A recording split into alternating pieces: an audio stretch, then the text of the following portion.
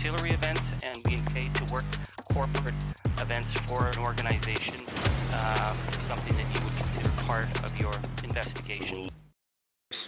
If one vaccine is successful, here's a plan. If another is successful, here's a plan. They talk about who will get it, when they will get it. That's what a government should do. This Liberal government has completely failed to lay out a clear plan. There's no question about it. And what is even worse is the most that we know about the plan that this Liberal government is proposing is that the first round of vaccines, possibly in March, the first round of vaccinations will only be enough to cover 3 million Canadians. When we know, based on the census of Canada, there are over 4.5 million Canadians, seniors, over the age of 70.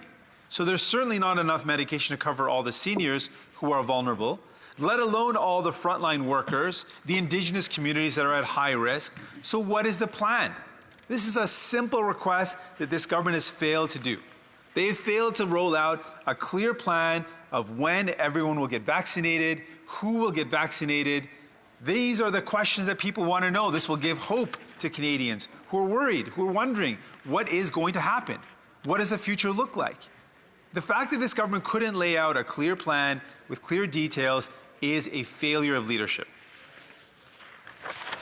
Now, another problem that has come to light, and we've seen this in the beginning of this pandemic, is that some of the most important, essential equipment that we needed, we could not produce.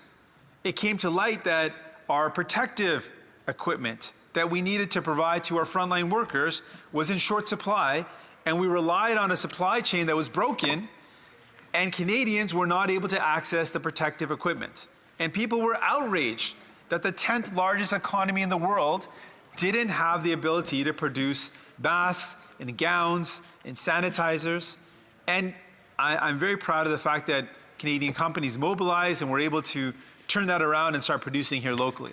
But that is a clear failure in policy if a country is not able to produce the medical equipment they need.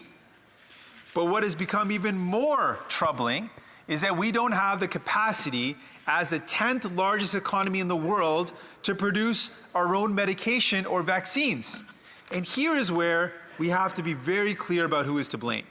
There is absolutely no question that the Conservative governments in the past privatized our public companies owned by us that produce vaccines in Canada.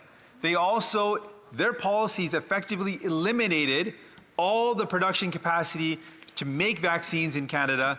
That is their responsibility. But at the same time, the Liberals were in power for decades. They failed to restore our capacity to manufacture and to produce vaccines and medication.